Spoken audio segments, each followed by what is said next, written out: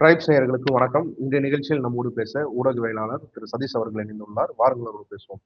வணக்கம். வணக்கம். நேற்று புதிய தலைமுறை தொலைக்காட்சி அந்த சேனல் அரசு கேபிள் சேவை பட்டையிலிருந்து நீக்கப்பட்டதாகவும், அதாவது கேபிள் சேனல்ல அது பார்க்க முடியல அந்த சேனல் அப்படின்னு புகார் வந்தது. அப்புறம் ரொம்ப நேரம் கழிச்சு பல புகார்கள் அளிக்கப்பட்ட பிறகு, பல கேள்விகள் கேட்கப்பட்ட பிறகு நைட்டு தாமதமா மறுபடியும் அந்த சேனல் தெரிய வந்தது கேபிள்ல அப்படின்னு சொல்லி குற்றச்சாட்டு இருந்தது. இன்னைக்கு அந்த அமைச்சர் ராஜ்முகன் கிட்டே புதிய தலைமுறை சேர்ந்த 10 செய்தியாளர் நேரடியாவே அந்த கேள்வியை கேட்டிருக்கிறாரு. கேள்வியை கேட்டதுக்கு அவரு அது ஒரு டெக்னிக்கல் ஃபால்ட் அப்படின்னு தான் சொல்லி அமைச்சர் சொன்னாரு. அதுக்கு இவங்க உங்களுக்கு கையாளாகத்தனம் அப்படின்னு சொல்லலாமா, அப்படின்னு எடுத்துக்கலாமா, உங்களோட திறமையின்மையால எங்க சேனல் பிளாக் அவுட் ஆயிடுச்சுன்னு சொல்லலாமா அப்படின்னு கேட்டதுக்கு, ஏன் அந்த மாதிரி கடுமையான சொல்லலாம் சொல்றீங்க, ஜனநாயகத்தை ஒடுக்குறது, இந்த மாதிரி கையாளாகத்தனம் இதெல்லாம் சொல்லாதீங்க, நட்பா பேசுவோம், நானே புதிய தலைமுறை நோட் பண்ணியிருக்கிறேன், அப்படிலாம் இங்க ஒன்றும் கிடையாது, விமர்சனத்துக்கு அஞ்சுறவங்க கிடையாது, எங்க மேல எல்லா ஆக்கப்பூர்வமான விமர்சனம் வைங்க அப்படின்ற மாதிரி அவர் அதை அப்படி ஒரு பதில் கொடுத்திருக்காரு. இந்த இஷ்யூ நீங்க எப்படி பாக்குறீங்க? அதாவது புதிய தலைமுறைக்கு இன்னைக்கு ஒரு பிரச்சனை பல பேர் பேசுறாங்க, பல பேர் அதுக்கு ஆதரவாக கருத்துரிமை நெரிக்கப்படுது அப்படின்லாம் சொல்றாங்க. ஆனா புதிய தலைமுறை அந்த மாதிரி நடந்துருச்சா அப்படின்னு கேட்டா அது கிடையாது. ஒரு வெறிநாய்க்கு பிஸ்கட் போட்டு வளர்த்து விட்டாங்க, அந்த வெறிநாய் திடீர்னு திருப்பி கடிக்கத்தான் செய்யும்.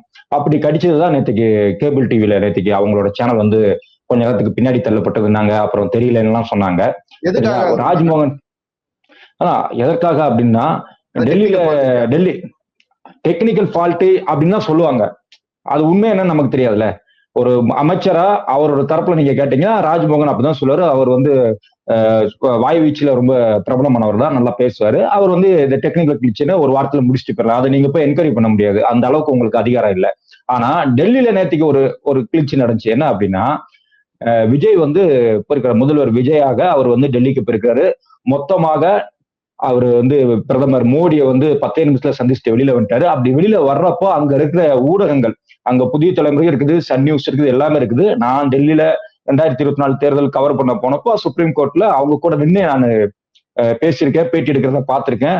குறிப்பா புதிய தலைமுறை நிரஞ்சன் குமார் அவர் ஒரு ரிப்போர்ட்டர், அப்போ புதிய தலைமுறை அவர் தான் நினைக்கிறேன், அவர் மாதிரி சில ரிப்போர்ட்டர்ஸ் நேற்று அவர்கிட்ட ஒரு கேள்வி எழுப்பினாங்க.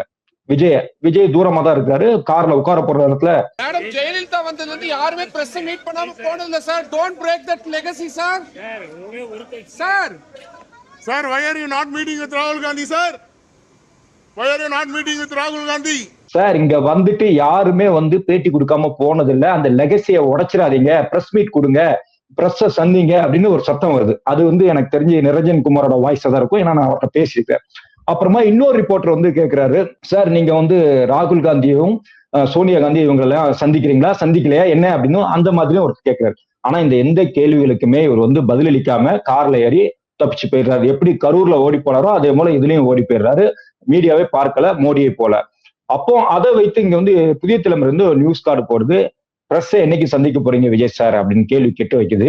இத்தனை நாளாக தனக்கு நாம சொன்னபடி நமக்கு தக்கன நியூஸ் போட்டுட்டு இருந்த புதிய தலைமுறை இன்னைக்கு என்ன புதுசா நம்மளை பார்த்தே திருப்பி கடிக்குதே இல்ல குலைக்குதே அப்படிங்கிற அடிப்படையில தான் இது நடந்திருக்கும் நான் பலமாக சந்தேகிக்கிறேன். அவங்களோட பவர் வந்துருச்சு, நான் பவரை காட்டுறேன்.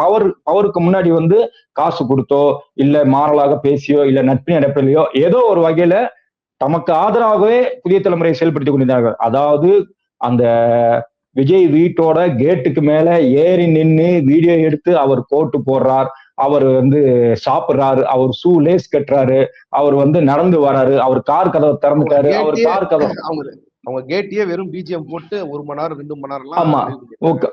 அந்த பிஜிஎம் வரிசையில செய்தாருங்கும் போது இருட்டடிப்பு செய்தார் அப்படின்னு நேற்றுக்கு முடிஞ்சிருச்சு. சரிங்களா? அதை செய்தார், இதை செய்தார், நடந்தார், உருண்டார், படுத்தார், எழுந்தார், கடைசியில் புதிய தலைமுறை சேனலை இருட்டடிப்பு செய்தார். அப்படிதான் அது நேற்றுக்கு நடந்திருக்குது. கரூர் விஷயத்துல இந்த மாதிரி புதிய தலைமுறை அவர்கிட்ட கேள்வி கேட்டிருக்குமா? அவரோட சேனலுக்கு நேற்றுக்கு இருட்டடிப்பு ஒரு நாள் கேபிள் டிவில இல்லைன்னே அவ்வளவு கோபமாக கேள்வி கேட்க பணிக்கப்பட்டிருப்பார் ரிப்போர்ட்டர், கேள்வி கேட்டிருக்காரு. அதை ராஜ்மோகன் அவருடைய ஸ்டைல டீல் பண்ணிட்டாரு. நமக்கு கேள்வி என்னன்னா, இதே கோபத்தோடும் இதே ஆதங்கத்தோடும் இதே வருத்தத்தோடும் 41 பேர் இறந்து போனப்ப தப்பிச்சு ஓடுனீங்களே விஜய் சார், எங்க இருக்கீங்க, ஏன் பிரஸ் மீட் சந்திக்க பிறகு நியூஸ் கார்டு போட்டுச்சா? அன்று முழுதும் நீங்க பாருங்க, அவங்களோட தம்ப்நெயில் மட்டும் பாருங்க. அவர் நாமக்கல்ல கிளம்பிட்டார், திருச்சிக்கு வந்துட்டாரு, இங்க போயிட்டாரு, அங்க வந்துட்டாரு. அன்னைக்கு அவ்வளவு கூட்டங்கள் அப்படி ஒரு அசம்பாதம் ஆகிறதுக்கு முக்கிய காரணம் இந்த மெயின் ஸ்ட்ரீம் மீடியாக்களும் தான், குறிப்பா புதிய தலைமுறை. ஏன்னா அவ்வளவு நேரம் மணிக்கணக்குல வந்து லைவ்ல போட்டு வந்துட்டு இருக்கிறார், ஏதோ எல்லையை தப்பை பாஸ் பண்ணிட்டாரு, ஏதோ உள்ள வராரு வித் பிஜிஎம் வித் பிஜிஎம், அவர் படத்தோட பிஜிஎம், கட்சி பிஜிஎம் போட்டாரு, படத்தோட பிஜிஎம், கட்சி பிஜிஎம், இது எல்லாத்தையும் போட்டு மக்களுக்கு அது மீது பெரிய ஆர்வத்தை, அதீத ஆர்வத்தை, அங்க போய் பார்த்தே ஆகணும்ன்ற ஒரு அவங்கள அப்படி தீர்மானிக்க வச்சதே இந்த ஊடகத்தோட பிரச்சாரம் தள்ளியது. அதாவது வீட்டுக்குள் இருந்த குழந்தைகள் முதல் பெரியவர்களையும் அந்த ஸ்டாம்ப் படுலுக்கு அந்த அந்த படுகுழிக்குள்ள அந்த கொலை பாதாளத்துக்குள்ள கொண்டு வந்ததுல இந்த புதிய தலைமுறை போன்ற சேனல்கள் மிக முக்கியமான காரணம். இவங்க இவ்வளவு பிஜிஎம் கொடுக்கணும், இவங்க பில்டப் கொடுக்கலன்னா அது ஒரு இன்னொரு ஒரு கட்சி கூட்டமாக கடந்து போயிருக்கும். ஏற்கனவே அவருக்கு இருக்கிற அந்த நடிகர் என்ற பிம்பத்தை இன்னும் அதிகமாக ஊதி பெருக்கி கூடுதல் நீங்க எந்த கட்சியினர் வந்து கூட்டம் நடத்தணும், அந்த கட்சிக்குள்ள பாட்டு யாராவது என்னைக்கா பேக்ரவுண்ட்ல போட்டிருக்காங்களா? ஆனா அந்த கல்ச்சர் ஆரம்பிச்சதே இந்த புதிய தலைமுறை இன்னும் இது போன்ற சேனல்கள் தான். அந்த பிஜிஎம் கொடுக்கும் பொழுது ஆட்டோமேட்டிக்காக சிறுவர்களும் வந்து அந்த நியூஸ்ல அட்ராக்ட் ஆகி இவங்கெல்லாம் அங்க வந்து இருக்கிறதுல தள்ளி விட்டதுல ஒரு முக்கியமான காரணம் புதிய தலைமுறை, அதோட சமஸ் அப்படிங்கிற அவரு எல்லாரும் சேர்ந்துதான் இதுக்கு காரணம். இதுல சமஸ் வந்து அந்த நேரத்துல ஒரு பேட்டி எல்லாம் கொடுத்துட்டு இருந்தாரு, புதிய தலைமுறை டிஜிட்டல்ல வந்து எனக்கு பொறுப்பு கிடையாது அப்படின்னாரு. புதிய தலைமுறை அவர் கையில தான், அதுல டிஜிட்டல் அந்த மாதிரி கிடையாது, இங்க போடுறதான் அங்க கட் பண்ணி டிஜிட்டல்ல போட போறாங்க. சோ அந்த மாதிரி பொறுப்பு துறந்து தான் தவற ஒத்துக்கிடாம பேசிட்டு இருந்தது சமஸ். இன்னைக்கு அவர் வந்து அவங்க அதிகாரத்துக்கு வந்துட்டாங்க, வேலை முடிஞ்சிருச்சு, அவங்க ஒருவேளை அவங்களோட கட்சி வேலை ஆரம்பிக்கும் பொழுது என்னடா நமக்கு வரக்கூடிய மாமல் நின்றுச்சுன்ட்டு கோவப்பட்டு புதிய தலைமுறை உடனே நியூஸ் கார்டு போட்டுச்சா, இல்ல அறம் சார்ந்து இயங்குவோம் அப்படின்னு நம்மளும் நடுநிலைமன் காட்டிக்கணும் அப்படின்னு சொல்லி நியூஸ் கார்டு போட்டுச்சான்னு தெரியல. ஏன்னா இந்த புதிய தலைமுறை சேனல்கள் தான் அதை வந்து உதாரணமா காட்டுறாரு. பாருங்க நடுநிலை சேனல்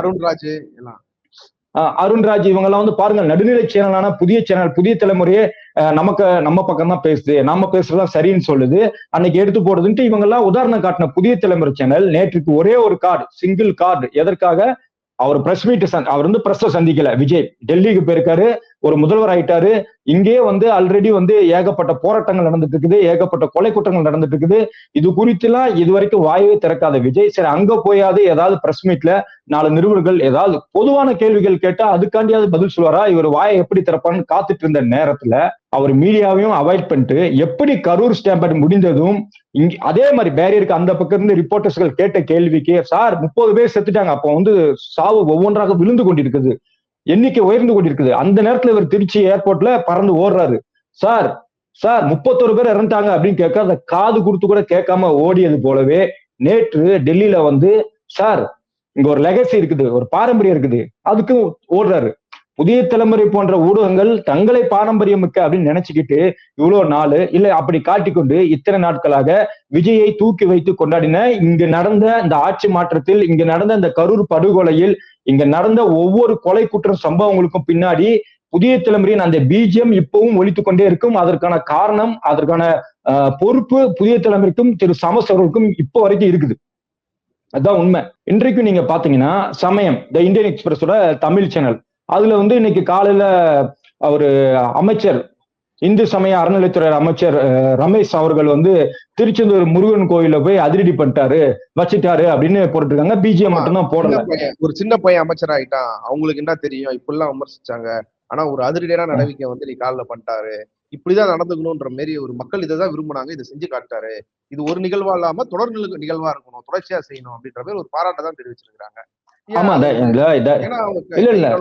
பிடிச்சிருக்காங்க, அதுல டிபெண்ட்ல வந்து நடவடிக்கை எடுக்கிறாரு, அதை பாராட்டுறதுல என்ன பிரச்சனை? அதாவது சின்ன பையன் அப்படின்னு அவர் சொல்றல, கிட்டத்தட்ட அவர் உண்மையிலேயே சின்ன பையன் மாதிரி தான் பண்ணிட்டு இருக்காரு. அதுக்குண்டான மெச்சூரிட்டியே இல்லைங்கிறதுக்கு உதாரணம் தான் இந்த மாதிரி டெய்லி அந்த பக்கம் கீர்த்தனா மேடம் வந்து ரீல்ஸ் போடுறதும், இவர் இந்த மாதிரி ஆய்வுன்னு சொல்லிட்டு போய் ரீல்ஸ் போடுறதும், அதாவது வீடியோ போடுறதும், அதை பப்ளிசிட்டி பண்றதுமா நடந்திருக்கு. இது ஒரு ஸ்டண்டா தான் பார்க்க முடியும். என்ன அப்படின்னா ஒரு அமைச்சருக்கு வந்து பொதுவாக அந்த இந்து சமய அறநிலையத்துங்கிற மொத்தத்துக்குமான அமைச்சர், ஒரு போலீஸ் டிஜிபி இருக்காருன்னா அவர் போய் கீழே போய் ஒரு போலீஸ்ட போய் நீ எவ்வளவு லஞ்சம் வாங்கிட்டு கேட்ச் பண்ணிட்டு இருக்க மாட்டாரு, அவர் தன்னுடைய அதிகாரிகளை செயல்பட வைப்பாரு. அதனாலதான் அவருக்கு அந்த பொறுப்பு, சரிதானே? இவர் வந்து அவருக்கு கீழே இருக்கிறவங்களை கண்ட்ரோல் பண்றது மூலம், கேள்வி கேட்கறது மூலம், அவங்களை கூப்பிட்டு பிரச்சனைகளை பேசுவதன் மூலம் தான் அந்த பிரச்சனையோட தீவிரம் என்ன இருக்குது அது நடவடிக்கை அந்த அதிகாரிகள் எடுப்பாங்க, அதை இவர் என்ஷூர் பண்ணணும். இப்படிதான் ஒரு ஃபார்முலா இருக்குது. அதையும் இல்லாம சிம்பிளா சொல்லணும்னா, நீங்க உங்க வீட்டுல ஃபர்ஸ்ட் மாடியில இருக்கீங்க, நீங்க வீட்டை கழுவுறீங்கன்னா கீழே இருந்து கழுவிட்டு போவீங்களா இல்ல மேல இருந்து கழுவிட்டு வருவீங்களா? மேல இருந்து தானே கழுவி படிப்படியா கீழே வருவீங்க. இவர் மேல எதையும் ஒழிக்காம கீழே இருந்து கழுவிட்டு நான் வந்து இங்க வந்து லஞ்ச ஒழிப்பு பண்ணிட்டேன் அப்படின்னு ஒரு ஸ்டண்ட் அடிச்சிட்டு இருக்காரு. இந்த அந்நியன் படத்துல அந்நியனா இருக்கிற விக்ரம் வந்து ஒருத்தர் குவார்டர் குடிச்சிட்டு ஒருத்தர் ஓரமா தூங்கிட்டு இருப்பான். அவனால அவனுக்கு எந்த பிரச்சனையும் கிடையாது. கவர்மெண்ட் வித்த குவார்டர் குடிச்சிட்டு அவன் தூங்கிட்டு இருப்பாரு. சம்பந்தமே இல்லாம அவனை கொண்டு போடுவாரு. அதே மாதிரிதான் இது வந்து சம்பந்தமே இல்லாம கடைநிலை ஊழியர்கள் அவங்களோட பிரச்சனைகள் எதுன்னு அவங்களுக்கு தெரியல. இது நம்பர் 1. இது அவருக்கு என்ன பிரச்சனை, ஏன் இவ்வளவு லஞ்சம் வாங்குறாங்க, ஏன் இவ்வளவு லஞ்சம் வந்து கீழே வந்து புரண்டு கிடக்குது அப்படிங்கிற அந்த கான்சியஸ் எல்லாம் கிடையாது. சமூக அமைப்பை பார்க்கல. கடைநிலை ஊழியர்கள் வாங்குறதுலாம் 10 ரூபா 20 ரூபா அது தப்பா. ஆனா ஏன் அந்த நிலைமைக்கு இருக்கிறாங்க, அவங்க வேலைக்கு யாரும் ஊதியம் கிடைக்குதான்றதுக்குள்ள போகாம அவங்கள வந்து பெரிய ஊழல்வாதிகள் மாரி அவங்களாலதான் இந்த மாதிரி அரசு நிறுவனங்கள் ஊழல் இருக்கிற மாதிரி ஹாஸ்பிட்டல் எல்லாம் போய் அப்படிதான் பண்ணாரு. ஆமா, ஹாஸ்பிட்டல்ல 10 ரூபா லஞ்சம் வாங்கினான்ட்டு அங்க இருக்கிற ஒப்பந்த தொழிலாளரை வந்து அவர் வந்து சஸ்பெண்ட் பண்றாரு. ஒப்பந்த தொழிலாளரை நீ வச்சிருக்கிறதே அரசு செய்யற மிகப்பெரிய ஊழல். ஒப்பந்த தொழிலாளரா யாருனாலும் எந்த கவர்மெண்ட் வச்சிருந்தாலும் அது ஒரு ஊழல் தான். அது வந்து சரியான ஒரு வேலை வாங்கும் பணியே கிடையாது. இப்ப இங்கேயும் வந்து 2 பேரை சஸ்பெண்ட் பண்ணிருக்காரு, கருப்பசாமி அண்ட் தோப்பு. இவங்க யாருன்னா ஓய்வு பெற்ற முன்னாள் ராணுவத்தினர். அவன் எவ்வளவு டிக்னிட்டியா ஒரு கௌரவமா வாழ்ந்துட்டு இருந்தவங்க இன்னைக்கு இந்த இடத்துல வந்து டியூட்டி பாக்குறான். அவன் வந்து அந்த இடத்துல அந்த சூழலுக்கு காசு வாங்குறதுக்கு தள்ளப்படுறான். அதுதான் உண்மை. அந்த சூழலை நீ மாத்தணும். அதுக்குதான் நிர்வாகம், அதுக்குதான் அரசு ஆட்சி, அதுக்குதான் சித்தாந்தம், கொள்கை, பாலிசின்னு நாம பார்த்து ஓட்டு போடுறது. இது வந்து செய்யக்கூடியது யாருன்னா அங்க இருக்க ஒரு செக்கிங் இன்ஸ்பெக்டரோ இல்ல யாரோ ஒரு அதிகாரி செய்யக்கூடிய வேலை. இவர் செய்யக்கூடிய வேலை. இவரோட வேலை ஏன் இவங்களை லஞ்சம் வாங்க சூழலுக்கு தள்ளப்பட்டார்கள், அதை எப்படி நாம நீக்கிறது, இதுவாத்தான் இருக்கணும். அந்த 2 பேரோட பேரையும் பாத்தீங்கன்னா கருப்பசாமி, தோப்பு. இவங்க 2 பேரையும் ஒப்பந்த தொழிலாளர்கள் டெக்ஸ்கோல இருந்து வராங்க. டெக்ஸ்கோ அப்படின்னு முன்னாள் ராணுவ நலவாரியம், அது வந்து கவர்மெண்ட் கண்ட்ரோல் வந்து அவங்க வந்து தேர்ந்தெடுத்து அனுப்பப்பட்ட ஆட்கள் தான் இந்த காவலாளிகள். இவங்க 2 பேரும் பேரை பார்த்தாலே தெரியுது, கருப்பசாமி, தோப்பு. இவர்கள் எந்த சமூகத்திலிருந்து வந்திருப்பாங்க, எந்த நிலையில இருப்பாங்கன்னு நமக்கு தெரியுது. இவர்களுக்கு உடனடியாக சஸ்பெண்ட். இவங்கள்ட்ட எந்த வித விளக்க கடிதமும் கேட்கல. ஆனால் அந்த அமைச்சர், அந்த ரமேஷ்ங்கிற அமைச்சராகும் பொழுதே பிரச்சனை என்னன்னா, இவர் ஒரு பார்ப்பனர், அவருக்கு இந்து சமய அறநிலைத்துறையா அப்படின்னு நம்ம கேள்வி கேட்டுட்டு இருந்தோம். அந்த அமைச்சர் அந்த அர்ச்சகருக்கு மட்டும், அந்த பூணூல் போட்ட அர்ச்சகருக்கு மட்டும் விளக்க கடிதம் கேட்டிருக்காரு. இது குறித்து கேள்வி கேட்டா நாங்க வந்து எல்லாத்தையும் உங்களுக்கு முதல்வர் முன்னாடி உங்களுக்கு ஃபைல் பண்ணி தருவோம், டாக்குமெண்ட் பண்ணி தருவோம் அப்படிங்காரு. அப்புறமா அவர் வந்து தன்னார்வலரா வாலண்டரியா வந்து ஒர்க் பண்ணிட்டு இருக்காரு, அவர் மேல நான் என்ன சஸ்பெண்டா பண்ண முடியும் அப்படிங்கிற கேள்வி அவர் முன்வைக்கிறாரு. வாலண்டரியா வந்து அங்க வந்து காவல்துறை வந்து இப்போ வந்து அவங்க மேல வழக்கு பதிவு செஞ்சிருக்காங்க. அது பார்த்தாதான் அது அதுதான். இதுதான் மீடியா இப்ப நாம கொடுக்குற பிரச்சனைல தான் இது. ஏன் காலையிலேயே அவர் வந்து இதுக்கு உடனே எஃப்ஐஆர் போடுங்க, அவர் தன்னார்வலர்னா அது கிடையாது, அவர் உடனே எஃப்ஐஆர் போடுங்க தானே சொல்லியிருக்கணும். இப்ப நாம முழிச்சு நாம பார்க்கல, நாம கேள்வி கேட்கல அப்படின்னா இந்த எஃப்ஐஆர் கூட நடக்காது. இன்னும் கைது பண்ணலையே. கைது பண்ணு. தன்னார்வலர் அப்படிங்கிறவர் ஒரு கோவிலுக்கு எதன் அடிப்படையில் உள்ள வந்தார், என்ன அவங்க தன்னார்வலத்துக்கு வேலை இருந்துச்சு. அதுக்கப்புறமா அவர் வந்து கோவிலையும் ஏமாத்திட்டு இருக்காரு, அந்த மக்களை ஏமாத்திட்டு இருக்காரு, பக்தர்களை ஏமாத்திட்டு இருக்காரு, திருச்செந்தூர் முருகனையும் ஏமாத்திட்டு இருக்காரு. இவ்வளவு பெரிய ஸ்கேம் வந்து தொடர்ந்து பண்ணிட்டு இருந்தாரு. இன்னைக்கு வந்து அமைச்சர் பிடிச்சிட்டாரு அப்படிங்கிற ஒரு காரணத்துக்காக வருது. இப்ப என்ன கேட்டா, இந்த அமைச்சருக்கு தம் இருந்தா, இந்த அமைச்சருக்கு தெம்பு இருந்தா சிதம்பரம் தில்லை நடராஜர் கோயிலுக்கு போட்டுமே. அங்க வெறும் 200 பேர். இன்று சமூக நீதித்துறை அமைச்சரா இருக்க வன்னி அரசு இதற்கு முன்னால சொல்லியிருக்காரு, வெறும் 200 தீட்சிதர்கள் அந்த தில்லை நடராஜர் கோயில மொத்தமாக அவங்களுடைய கட்டுப்பாட்டுல வச்சிருக்காங்க. நீ அங்க உன் இஷ்டத்துக்கு நீ உள்ள போக முடியாது, அங்க இருக்கிற சிற்றம்பலத்துல ஏறி பாட முடியாது, அங்க போய் தமிழ்ல ஓத முடியாது. இவ்வளவு பிரச்சனையும் பண்ணிட்டு இருக்கிற அந்த தில்லை நடராஜர் கோயில்ல போயிட்டு நீ வந்து இதெல்லாம் உடைச்சு, எவ்வளவுப்பா நீங்க உங்களுக்கு எவ்வளவு காணிக்க வருது, அங்க காணிக்க பெட்டி கூட வைக்க விடாம தடுத்தவங்க தான் அந்த தில்லை நடராஜர் கோயில் இருக்கிற தீட்சிதர்கள். அவர்களிடமிருந்து அந்த கோவிலை மீட்டு மொத்த தமிழ்நாட்டிற்கும் மொத்த பக்தருக்கும் உன்னால அர்ப்பணிக்க முடிஞ்சா நான் ஒத்துக்கிறேன். இந்து சமய அறநிலைத்துறையாக ஒரு பார்ப்பனரை போட்டிருந்தீங்க, ஆனா அதை விமர்சிச்சது நீங்க விமர்சிச்சதுலாம் தப்பு. இதோப்பா தில்லை நடராஜர் கோயிலை நான் மீட்டு பக்தர்களுக்கு தாரேன், அங்க தமிழ்ல வந்து அர்ச்சனை நடக்கும், அங்க வந்து தில்லை சிற்றம்பலம் அந்த மேடையில எல்லாரும் ஏற முடியும், இந்த மாதிரி அவரால் செய்ய முடியுதுன்னா நம்ம ஒத்துக்கிடலாம். ஆனா இவரு சாதாரண பல சொத்துக்களை வந்து வித்துருக்குறாங்க. ஆமா, இப்போ 2007 வாக்குல அந்த கோவில கணக்கு கேட்டப்போ அவங்க எவ்வளவு தரமா கணக்கு கொடுத்தாங்க, 37,199 ரூபா ஒரு வருஷத்துக்கு வருமானமா. 37,000 ரூபாய் செலவழிஞ்சிட்டு வெறும் 199 ரூபாய் பேலன்ஸ் இருக்குன்னு கையிருப்பு காட்டியிருக்காங்க. நீங்க கூட்டி கழிச்சு பாத்தீங்கன்னா ஒரு நாளைக்கு வந்து வருமானம் 100 ரூபாய் 200 ரூபாய் தான் வந்துருக்குது. இதை யாராவது நம்ப முடியுமா? ஆனா இப்படி அப்பட்டமாக பொய் சொன்னே அங்க சம்பாதிச்சிட்டு இருக்கிறவங்க தான் அந்த தில்லை தீட்சிதர்கள். உள்ளேயே கிரிக்கெட் விளையாடுவாங்க, உள்ளேயே அடி சண்டையும் போடுவாங்க. ஒரு பெண்ணு வந்து அந்த சிற்றம்பல மேடல பாட போனப்போ அதை அடிச்சாங்க. அப்புறம் ஆறுமுக அடியார் நினைக்கிற அவர் பேரு, அவர் பாட போனப்போ அவரையும் அடிச்சாங்க. அடித்த வீடியோக்கள்லாம் வெளியில வந்துச்சு, வைரல் ஆனது. 2009 வந்து கலைஞர் வந்து அந்த கோவிலை வந்து மீட்டு இந்து சமய அறநிலையத்திற்கு கொடுக்குறாரு. அதுக்கப்புறம் அதோட வருமானம் கோடி ரூபாய்க்கு மேல போகுது. அதோடைய வருமானம், வருட வருமானம் இவங்க கையில வெறும் 37 ரூபா தான் இருந்துச்சு. அதுக்கப்புறம் மறுபடியும் ஜெயலலிதா ஆட்சி வந்ததும், மறுபடியும் நோட் பண்ணிக்கோங்க, ஜெயலலிதா பார்ப்பன அமைச்சர் முதலமைச்சர் ஆட்சி வந்ததும் மறுபடியும் இந்த தில்லை நடராஜர் கோயில் வந்து தீட்சிதர்கள் போகுது. இப்பொழுதைக்கும் தீட்சிதர்கள் கையில தான் இருக்குது, அவங்க அதிகாரத்துல இருக்குது. மக மற்றும் இடதுசாரிகள் மற்றும் திராவிட இயக்கங்கள் பலர் போராட்டம் பண்ணிட்டாங்க. இப்போ வரைக்கும் அது அவங்க கையில தான் இருக்குது. இவ்வளவு பெரிய அதிகாரத்தை கட்டி காப்பாற்றி வச்சிட்டு இருக்கிற, இந்த பார்ப்பனைய மேலாதிக்கத்தை மெயின்டைன் பண்ணிட்டு இருக்கிற அந்த கோவில போய் அங்க இருக்கிற தீட்சிதர்களை நீ தூக்கி வெளியில போட்டு நீ வந்து அங்க சமூக நீதியை நீ நிப்பாட்டினா நான் ஒத்துக்கிறேன், நாங்க பேசுனது தப்புப்பா, பார்ப்பன அமைச்சர்னு வச்சது தப்பு, நாங்க சொன்னது தப்பு, இந்த தாவேக்கு அரசு சமூக நீதினு பொய் சொல்லிட்டு இருக்குது அப்படின்னு நாங்க பேசுனது தப்புன்னு ஒத்துக்கிறோம். ஆனா இது எதுவுமே இல்லாம திருச்செந்தூர் கோயிலையோ இல்ல பழனி கோயிலையோ இல்ல ஹாஸ்பிட்டல்லயோ போய் சாதாரணமான வார்டு பாயும் சாதாரண செக்யூரிட்டி கார்டையும் 10 ரூபா வாங்கினா 100 ரூபா வாங்கினா அவனை சஸ்பெண்ட் பண்றேன் அப்படிங்கிறது அப்பட்டமான ஸ்டண்ட், அரசியல் ஸ்டண்ட்.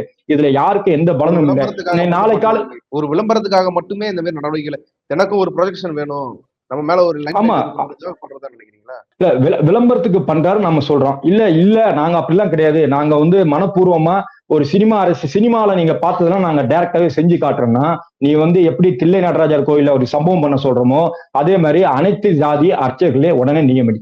இதுதான் அண்ணா பெரியார் வழியில வந்தேன்னு சொல்றல, சமூக நீதி ஆட்சின்னு சொல்றல, அவர்களுடைய வந்து நான் பிராமின் மூவ்மெண்ட் தான். அதுக்கு பின்னாடில இருந்தா இவங்க எல்லாம் வந்தாங்க. பெரியார் தனது 93 வயசுல சாக போற வரைக்கும் அவர் நெஞ்சில ஒரு முள்ள தூக்கிட்டு இருந்தாருன்னா அது என்னன்னா, அனைத்து ஜாதியினரும் கோயிலுக்குள் சென்று அர்ச்சனை செய்யணும். வெறுமனே கோயில் நுழைவு போராட்டம் மட்டும் இல்ல, அனைத்து ஜாதியினரும் அர்ச்சனை செய்யணும், அதை மொத்தமா வாங்கி சாப்பிடணும், அந்த பிரசாதத்தை வாங்கணும், இப்படி இருந்தது.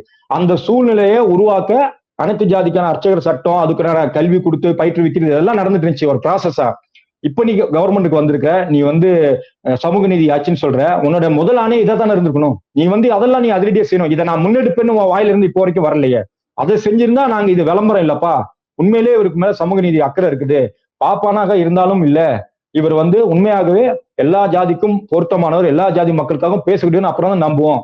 இவரே தன்னோட ட்வீட்ல முன்னாடி என்ன சொல்லியிருந்தார் அப்படின்னா, எப்பா சமஸ்கிருத ஓதுற கோவில்ல தமிழ் ஓதணும்னு சொல்றீங்களே, இதை போய் நீ போய் சர்ச்சிலையும் மசூதிலையும் போய் சொல்லுவியா அப்படிங்கிற ரீதியில ஒரு ட்வீட் போட்டு அந்த ட்வீட் எல்லாம் வெளியில வந்துச்சு. ஆக நீ எப்படி சுத்தி வளைச்சு பார்த்தாலும் இவருடைய இது வந்து ஒன்று அரசியல் ஸ்டண்டாக இருக்கிறது, இன்னொன்று சிறுபிள்ளைத்தனமாக இருக்கிறது, மூன்றாவது இவருக்கு அடிப்படையில் அந்த பார்ப்பனிய எண்ணம் இருக்குல்ல அது இருக்குது. அதன் அடிப்படையில தான் இந்த கேள்விகள்லாம் வருது. சர்ச்சு மசூதி இதெல்லாம் வந்து RSS BJP காரங்க தான் பேசி நீங்க கேட்டிருப்பீங்க. தமிழ்நாட்டுல வேற யாருமே பேசாத இந்த வார்த்தைகளை இவர் விட்டுருக்காரு. பேசினா அது BJP காரன் RSS காரனா தான் இருக்க முடியும்.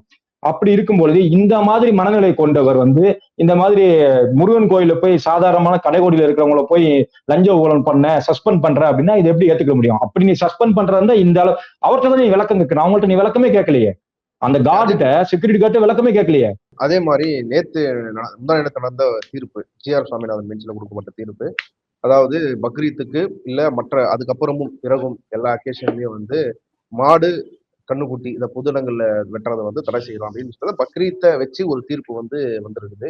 இது வந்து பலராலும் விமர்சிக்கப்படுது. இது வந்து இஸ்லாமியர்களை மறுபடியும் ஸ்டீரியோடைப்பா காட்டுறது அப்படின்றதுக்கான கொடுக்கப்பட்ட ஒரு தீர்ப்பு தான் அப்படின்னு விமர்சனம் கொள்ளப்படுகிறது. இதை வந்து தமிழக அரசு வந்து எதிர்க்க தவறிடுச்சு.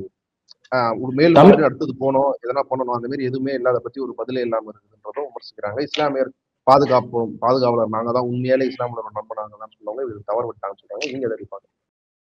இல்ல இது வந்து நான் முதல்ல இருந்து நான் என்ன சொல்லிட்டு இருக்கிறேன்னா, இந்த தாவேக்கு ஆட்சிங்கிறது நம்மளுடைய சமூக நீதிக்கான இந்த மாதிரி சிறுபான்மையினர் உரிமைக்கான அனைத்து போராட்டங்களையும் அனைத்து வழிமுறைகளையும் நீர்த்து போக செய்யும் வேலை.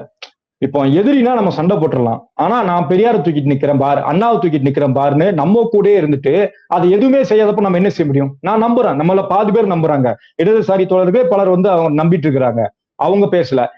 இதே சூழல்ல வந்து திமுக கவர்மெண்டா இருந்தா இந்நேரம் திமுகவும் வாய்ஸ் கொடுத்திருக்கும், கூட்டணியில இருந்த விசிகவும் பேசியிருக்கும்.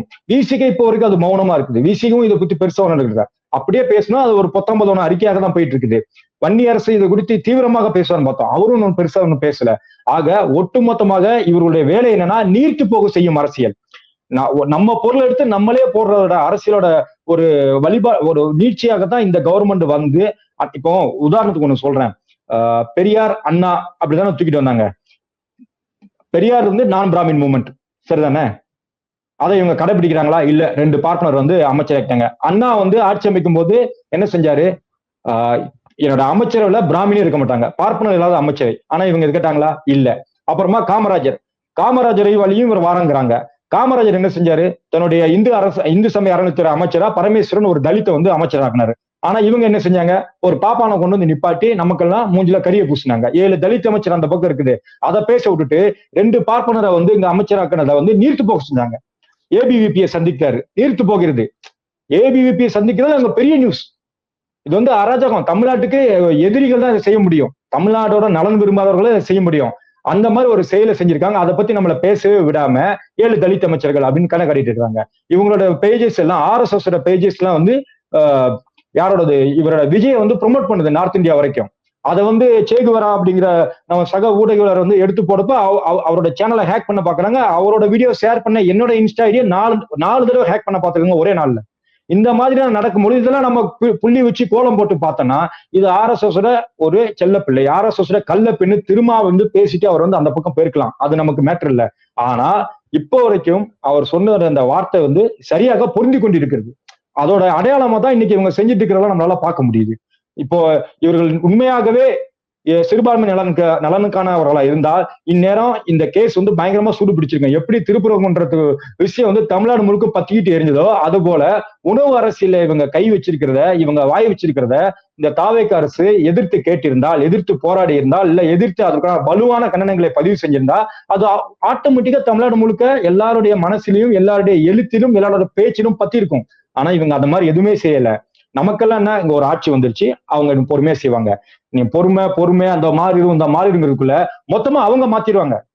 அந்த பயம் தான் இப்போ வரைக்கும் இதை பத்தி யாருமே பேச காணுமே, அவ்வளவு வீரியமா இதை பத்தி எந்த போராட்டத்தையும் காணுமே. அதற்கு காரணம் நீர்த்து போகும் செய்யும் அரசியலை RSS வழியாக இந்த தாவேக அரசு தொடர்ந்து முயன்று கொண்டிருக்குது, அது செய்து கொண்டிருக்குது. நாமல் பலியாடுகளாக மாறிக்கொண்டிருக்கிறோம். அதோட அடையாளம் தான் நேற்றுக்கு அந்த நீதிபதி தீர்ப்பு கொடுத்தது GR சுவாமிநாதன் இந்த மாதிரி சொன்னது. அதே பெரிய சர்ச்சையா இருக்கும். ஆனா அதை பற்றி எதுவுமே பேசாம இப்போ வரைக்கும் நாம வந்து இவங்களோட ஸ்டென்ஸ், இவங்களோட ரீல்ஸ், இவங்களோட டெல்லி இவர் விசிட்டு, அதுல தமிழ் தாய் வாழ்த்துக்கு தான் கோரிக்கை வச்சாரு, இதைத்தான் நம்ம பேசிட்டு இருக்கோம். அதே நேரத்துல இன்னொரு அரசியல் நடந்துட்டு இருக்கு. இந்த அரசியல் நம்ம கண்ணு முன்னாடியே வர்றதில்லை. இந்த அரசியல் தான் இதுக்கு முன்னாடி அதிகமாக பேசப்பட்டு அது பின்னாடி போயிடுச்சு. நம்ம ரீல்ஸை பத்தி பேசிட்டு இருக்கோம். இது இந்த கேப்ல மொத்தமா முடிச்சு விட்டுருவாங்க. அந்த அபாயத்தை தான் நம்ம திரும்ப சொல்லிட்டே இருக்கிறோம்.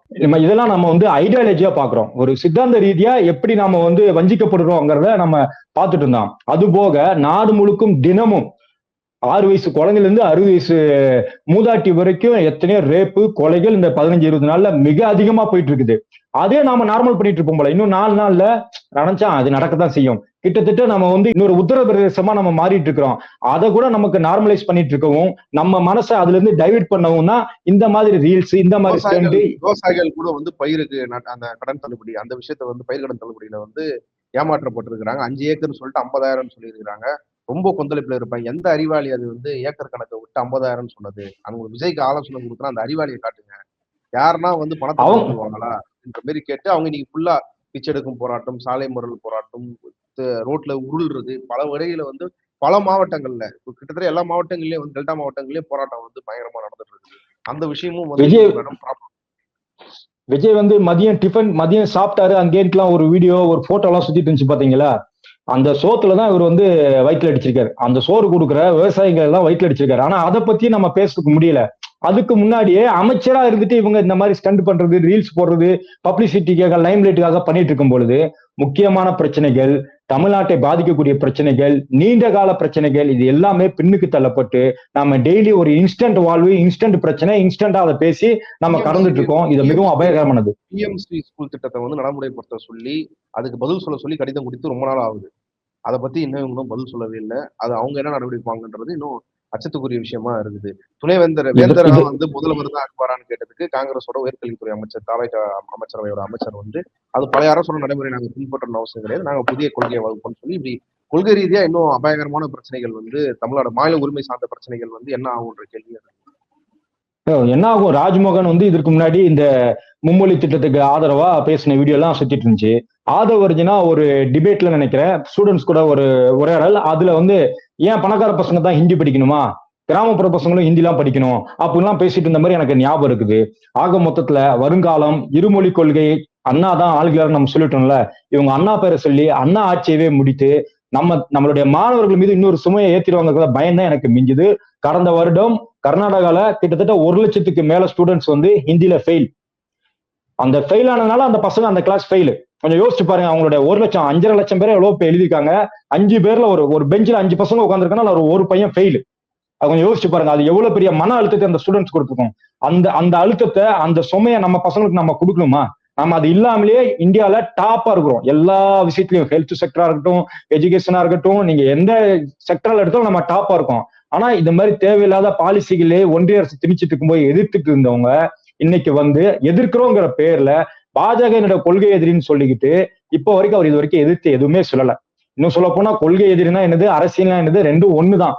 அதுல என்ன, அரசியல் பண்ணணும்னா கொள்கை வச்சு நீ அரசியல் பண்ணணும். கொள்கை எதிரி அரசியல் எதிரின்னு பிரிச்சு பெஞ்சதே, பிரிச்சு நம்மளை வந்து டைவெர்ட் பண்ணி நம்மளை ஏமாத்திட்டதே நம்ம இப்போ வரைக்கும் பேசாம வந்திருக்கோம். ஆக ஒட்டு மொத்தமாக இந்த தாவேக அரசும் சரி, இந்த மினிஸ்டரும் சரி, இவங்க என்ன செய்யறாங்கன்னா, நம்மளுடைய முக்கியமான பிரச்சனைகளை டைவெர்ட் செய்து அவர்களுடைய ரீல்ஸ்க்காகவும் அவர்களுடைய ஸ்டண்டுக்காகவும் நம்மையும் சேர்த்து பலியாக்கிட்டு இருக்காங்க. இது நாம மட்டும் பலியாகல, நம்மளுடைய அடுத்த சந்ததியும் பலியாக்கிட்டு. இந்த 5 வருஷத்துல இவங்க வந்து இந்த தமிழ்நாட்டு ஸ்டூடெண்ட்ஸை, இளையவர்களை எவ்வளவு தூரம் பின்னுக்கு கொண்டு போயிருவாங்கிற பயம் தான் அதிகமா இருக்குது. ஆக மொத்தமாக நீர்த்து போகம் செய்ய அரசியல், திசை திருப்பும் அரசியல் தான் நடந்துட்டு இருக்குது. நாம தான் விழிப்பா இருக்கணும். இவ்வளவு நேரம் பல்வேறு விஷயங்கள் குறித்து உங்க கருத்துக்களை பகிர்ந்து கொண்டதுக்கு மிக்க நன்றி. நன்றி.